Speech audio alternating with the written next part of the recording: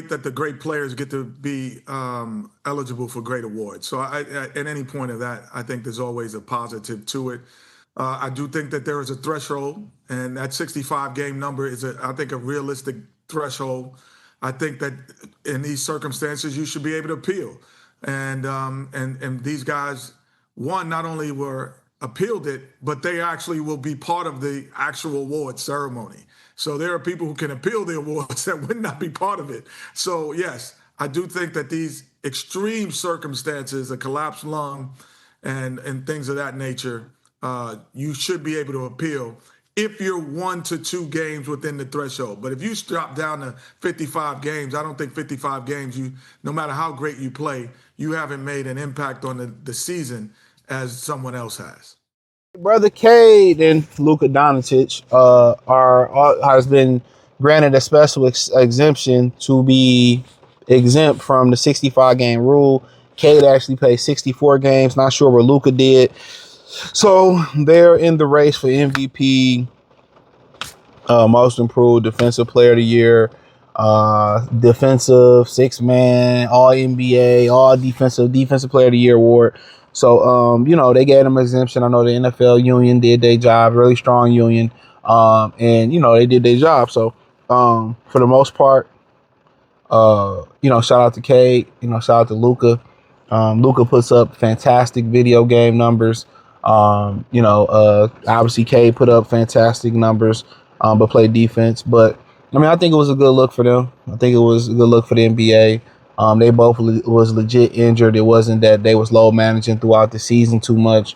They were legitimately injured, and you want to make exceptions for your superstars. Now people say, well, they ain't gonna win MVP, but guess what? A lot of this can have contractual things you put into your resume. So when it's time to get paid, hey, I was all NBA this, all NBA that, this, that, and the third. So you want that on your resume when you talking about Hall of Fame building, contract negotiation time. Was Luka got a contract coming up? Hey, I was all NBA first team. I was this in MVP. I was MVP. All that matters. But obviously the MVP race is probably a 2-man race. Shea, Jaylen Brown.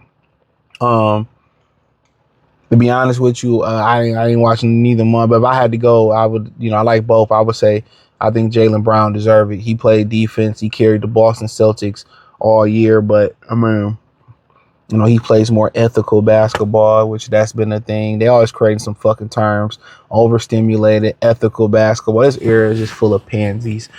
But, that's one thing I always talk about when we talk about the best players in the league. One thing about, I remember Richard Jefferson, I did a video on my main channel where he talked about basketball players. It's a tougher job than, NFL players because they gotta play offense and defense. They don't play no fucking defense in basketball no more. And let me say this, they don't even recognize, or differentiate the true top NBA players that do both from the ones that don't do it. So just look at Luka and Cade. People will point to Luka numbers. They like to say in this era, they like to say you're better than somebody because they can quantify the numbers. That's it. So they can quantify the number, they can use the numbers, say it better. But there's so many intangible things in the NBA, that in basketball, in the NBA, that make people better that you cannot quantify, meaning that you can't measure with statistics, you can't measure with numbers. You know what I'm saying? If you look, he got 30 and he averaged 10 assists, but he's not making nobody better. His 10 assists are unethical. They're stat chasing 10 assists. It's not like he's running the offense and he making guys better. And I kind of made this case on one of the videos I did on my other channel. I forget which one it was. And I talked about, or was this channel? I was talking about the MVP race, or it was this channel. One of them, I talked about how, Jason Kidd, should have been MVP a year or two in Jersey. And he averaged 16, 18 points a game. And people say, well, you got to score this many points. But it was what he was doing defensively, and he got people paid. That's why I didn't get mad at Steve Nash for winning the MVP. 2 of them. Steve Nash got people paid. Tim Thomas got paid. Joe Johnson got paid. Sean Marion got paid. Amari Stoudemire got paid. Steve Nash made millionaires, 100 millionaires at some point. These dudes was getting hundreds of millions of dollars, bro. Steve Nash was valuable to Phoenix. He made them, and Jason Kidd was invaluable. You couldn't even measure his value in Jersey. And people who watched the Pistons back then, we had to go through them to get a championship. You know, his ability on defensively, he was a dog. He was making dudes get money. Why are you calling me? He was making dudes get money, bro.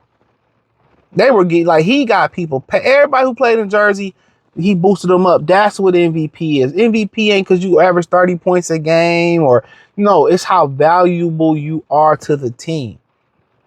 And and they never measure what you do defensively. They never measure how you make the game easier for your team. And I say this about Jalen Brunson all the time.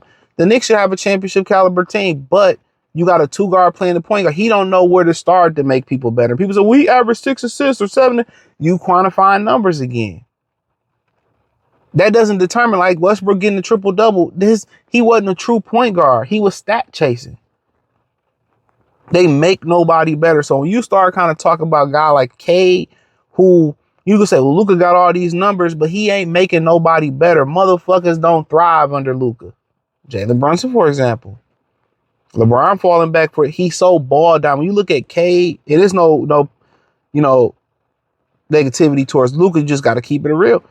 Cade is more team friendly. Cade will back off. Cade will, find his guys, get his guys going. But then he'll turn it up when he have to turn it up. He got to turn it up from the beginning, or he got to wait to the fourth quarter. He is a true point guard. And this is what I was saying. I was like, yo, if they going to play Cade at the point guard, I'll draft him. They're going to play him at the 2. I'll take Jalen Green. And I said, if they're going to play him as the primary point guard, take him. And that's what they did. And they played him at point, whether it was a point forward or a true point guard. He got a feel. He got a feel for the game. Luka don't have that feel. Luka just want to get his, and he don't allow people to get in. He don't know how to get in and out of rhythm. He just worried about getting hit, and that's why he gonna have a hard time staying healthy. This is why he gonna have a hard time having legs when he come deep into playoff runs, because his usage is too high. Same thing with Jalen Brunson. They don't know how to fall back and do the little things to make guys better. When you talking about Jaylen Brown, defensively a pit bull, offensively he carried the load. He's the MVP this year. I'm gonna keep it a bean. He the MVP. He ain't hiding on defense, bro. It was one point where, and I'm gonna end it on this. It was one point where Kawhi torched Asar and Amen Thompson, two of the best defenders in the league, back to back. He gave him like a 40 and a 50 or a 50 and a 50 ball. Jalen Brunson gave him 40 and shut Kawhi the fuck down.